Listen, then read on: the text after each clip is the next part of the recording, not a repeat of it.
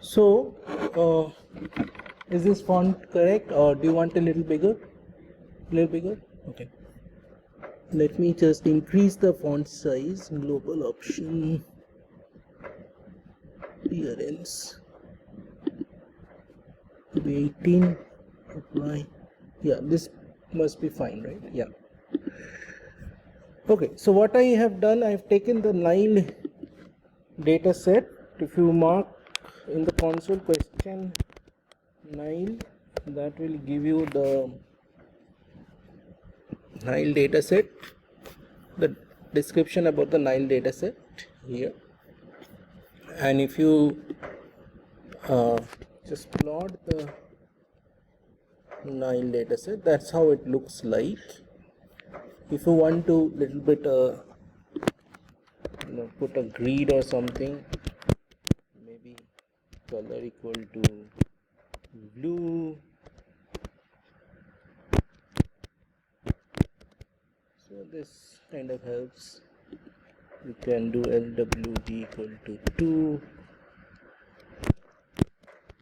so slightly better. Right.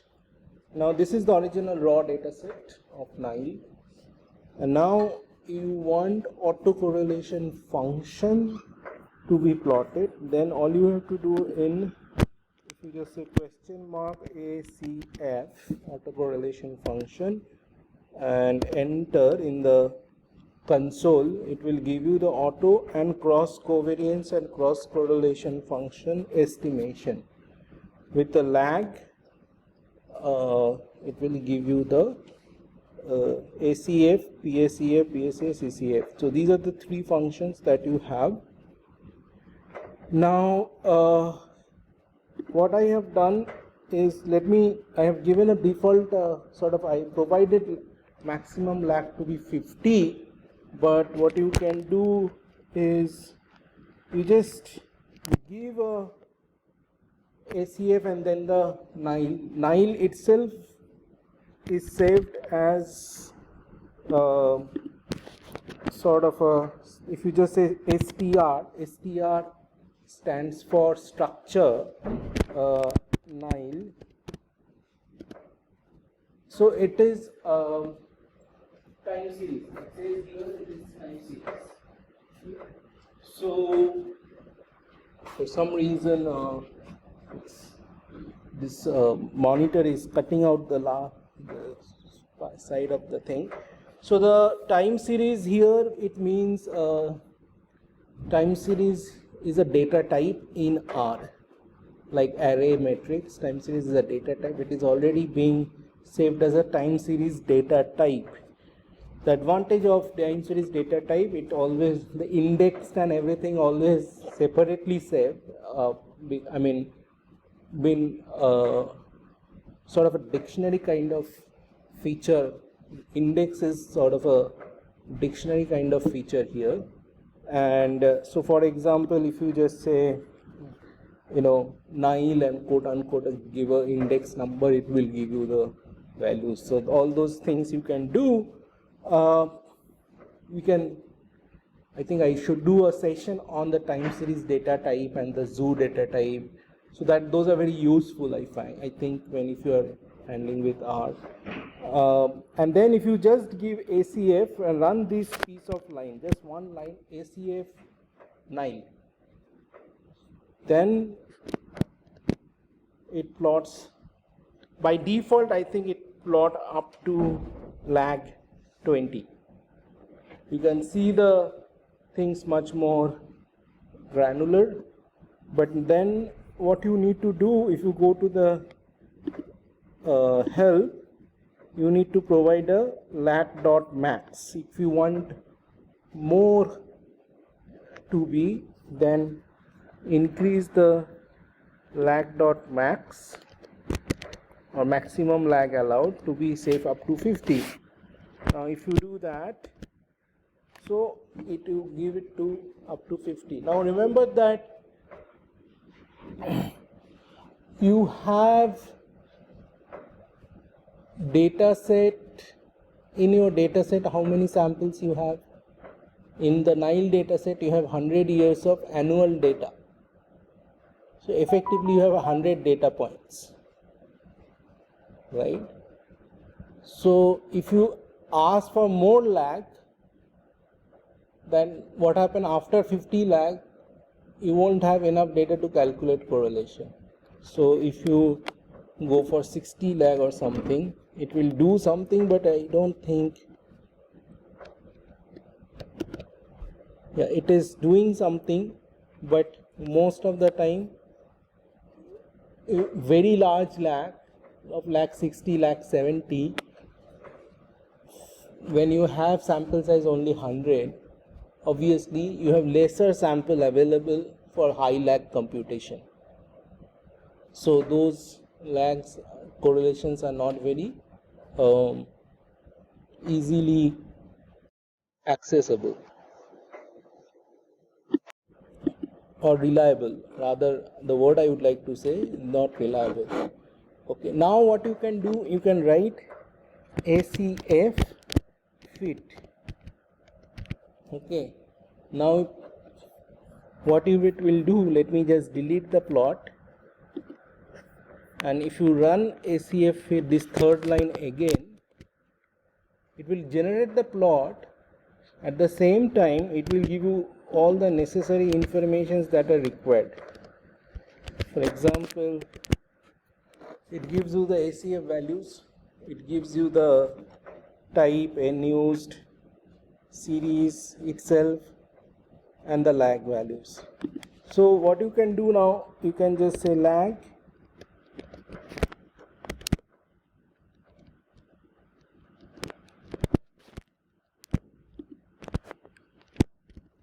so all the lag values are here.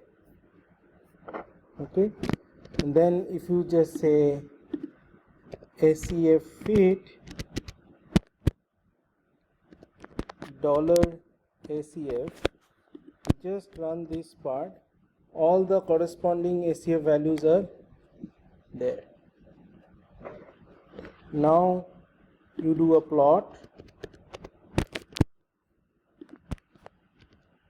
Now I'm doing it as a, it looks like a scatter plot. Okay, but effectively it is the same plot. In the previous plot, when this is the plot, right? For at each value it is just the whole thing, but I just created a, if you don't like this plot, what you can do, you can fit a, you can create your own plot using the ACFs. And now you just say type equal to L,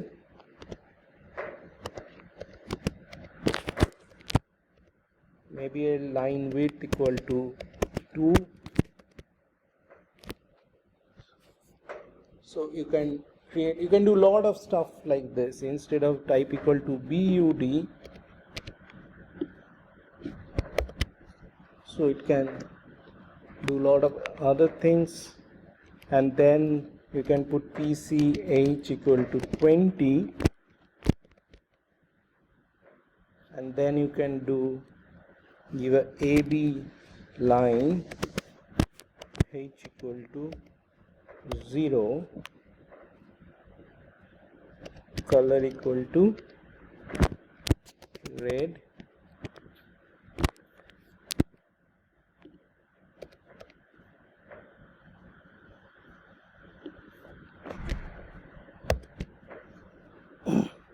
only thing at this moment you will not be able to do is these 95% confidence band. Okay, now you can do that. I mean, I will teach you, but not today.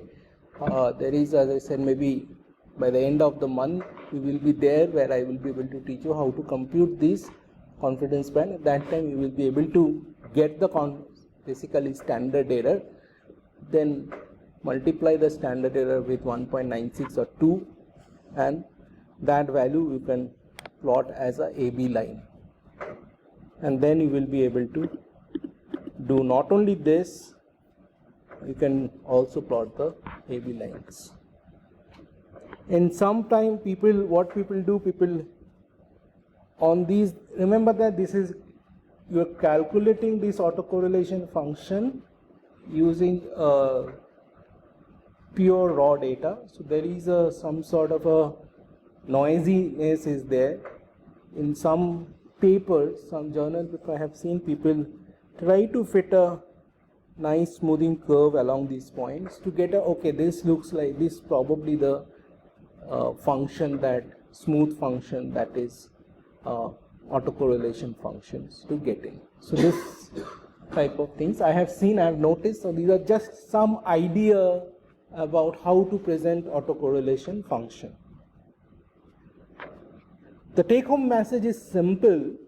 Take-home message effectively, whether you do a nice graph or you do a simple off-the-shelf R plot, take-home message is simple. Take-home message says that first 3-4 lags do have autocorrelation. After that, you don't have much of a autocorrelation. So that's the take-home message.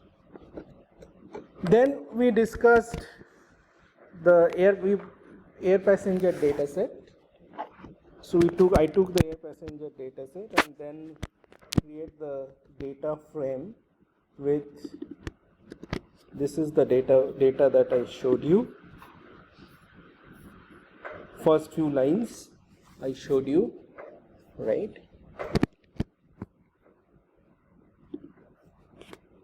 And then you create a lag.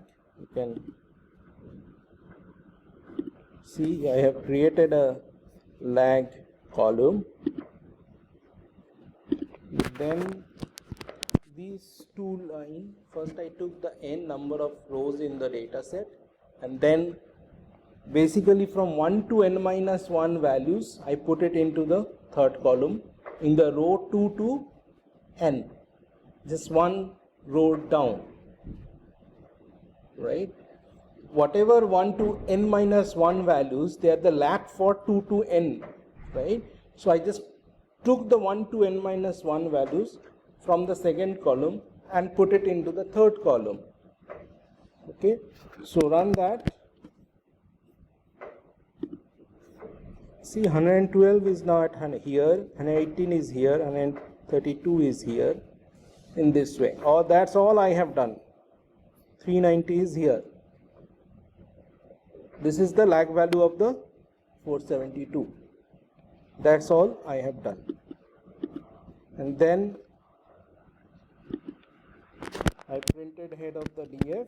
That is what I showed you in my presentation, the previous presentation. Then in this plot, then I created this plot. First I took I from 1:n/2, all the values, and plot them, and then n/2 plus 1 to n and plot them. So let me just zoom it. So that's how the data looks like, where essentially I plot the lag y value, the third column in the x-axis, and the second column was the y values. I plot them into the y-axis. First half of the data set was here and next half of the data set was here. So clearly there was a mean shift from the first half to the second half. Remember that the first half is 1:n/2. Let me just go to there. Remember that the first is 1:n/2 and the second half is n/2 plus 1 to n. It's like I'm taking the entire data set, I'm splitting them into two, first half and second half, and then that is what is happening. Then I took the first half, calculated the covariance of the first half, then calculated the first correlation of the first half, and then this is the correlation of the second half, and this is the correlation of the second half. So clearly this is what we checked into this is the covariance and correlation is nearly 2071 and 6064. Here covariance is 6064, whereas correlation was 0.91, looks like little tighter. Here correlation is 0.87, looks like slightly less tighter. Okay, but we cannot say it is really statistically different or not correlation wise, because correlation is scale invariant and I don't know what is the standard error, whether it is a significant drop or not. So it looks like some drop, but we don't know whether it is a significant drop or not. But definitely there is a mean shift in the entire data set. So hence we cannot, so if there might be correlation is same, I'm not saying that correlation is different. If you do a test, you may end up not rejecting the null. In that case, your correlation will be same, but covariance for sure is different. And covariance is different because your mean is different in the two places. In the first half of the data, mean is clearly, the center of the mean is different, and the second half of the data, your center of the mean is different. And as a result, that is getting reflected in the both covariances. So data is definitely not stationary, and we know that air passenger data set is not stationary. It is constantly has an increasing trend with some increasing seasonality, or the scale of the seasonal data set is constantly increasing. Then you remember that we did this moving average in like concept called moving correlation and moving covariance. So I have taken here k equal to 10, the window size 10, and then created in each and run from k to n, took the same data frame and run from k to n. First what I have done, you can do this a little bit better way, but instead of I just to understand the whole thing, I looped it up. First I have taken the data set from I minus k plus 1 to I, and the second column and the third column. Second column is the y and third column is the lag of y. Okay, and then simply on the dummy data set that I have just created with the, it's a lag 10, remember that it's a simple, you take any I value basically, say I equal to, if k is 10, you take I equal to 20 suppose. So that means it is from 20 to, so I minus k, so that means 10 plus 1, so from 11 to 20. From my entire DF data set, you take the row number 11 to 20. So this part is saying you take the row number 11 to 20, if your I is 20, and then take the second and third column, which is nothing but y and the lag y values. And then you calculate this on the dummy data set, you calculate the covariance. Covariance will be a 2 by 2 matrix in this case. I just took the, you just take the 1, 2, like 1, 1, 1, 2, 2, 1 and 2, 2, a matrix of 2 by 2. I just need the 1, 2, which is the covariance between the two, and same way you calculate the correlation. And then you plot the correlation as a time series object. And that's it, pretty much. This is what I am doing, moving correlation. So this is my moving correlation. So let me just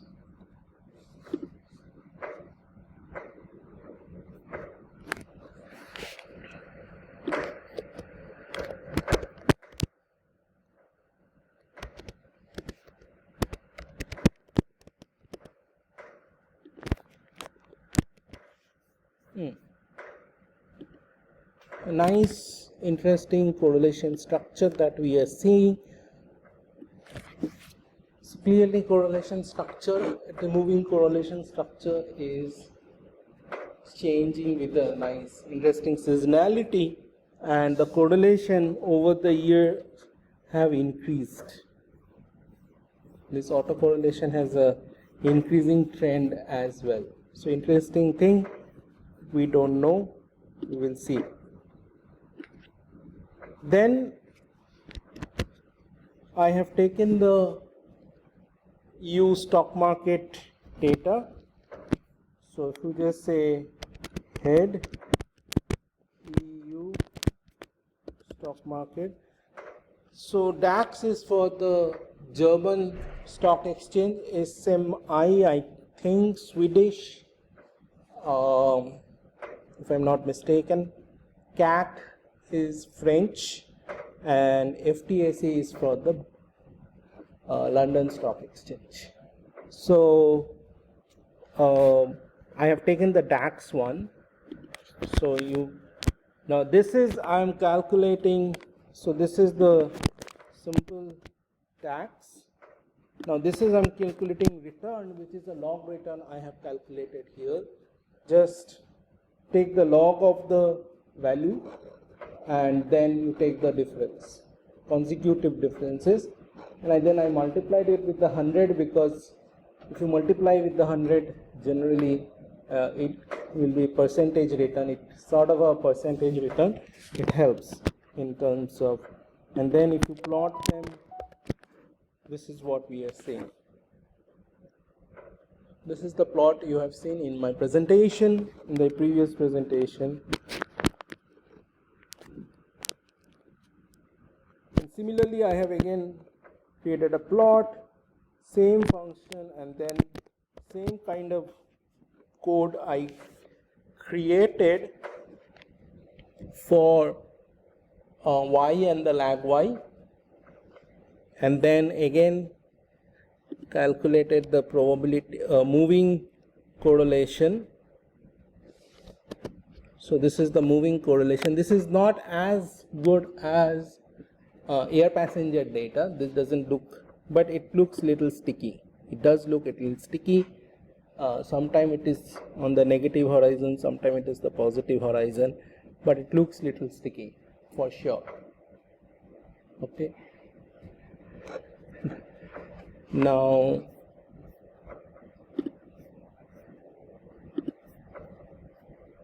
next, yeah, this is what all I had promised to, I have shown you in the today's presentation, and these are the codes. So I will share this code on the Moodle, also on the GitHub, and so I'll stop here today and we'll continue on the Thursday. Okay. Any question?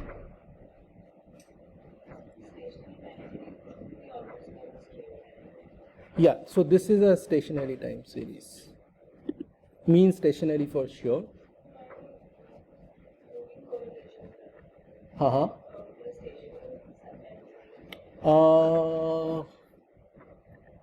So for example, so this is a stationary time series, and so this is moving correlation. So yeah, most likely moving correlation will be sort of along the zero, but in stationary time series, there is no guarantee that correlation will be nearly zero or always be zero.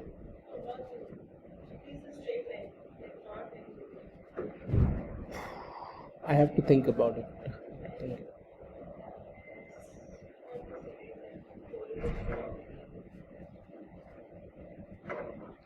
Correlation of stationary, correlation of stationarity means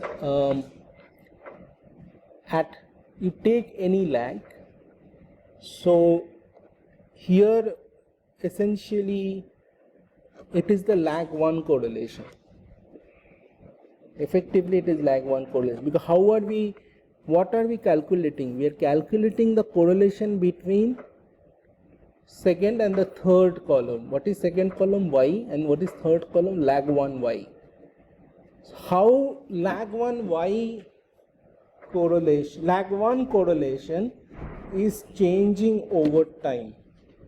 So this is what this particular plot is telling you, and it is telling you that the lag 1 correlation is sometime on the positive horizon, lag 1 correlation is sometime on the negative horizon for this particular data set. Now you go back to air passenger data set. Here lag 1 correlation is more or less all the time somewhere between 0.5 to 0.9, and it is increasing trend with a very strong seasonality. This is the lag 1 correlation, remember that. Similarly, you can calculate lag 2. So it's like I'm taking the lag 1 correlation and I'm checking if the lag 1 correlation is same at time point 1 and time point 2.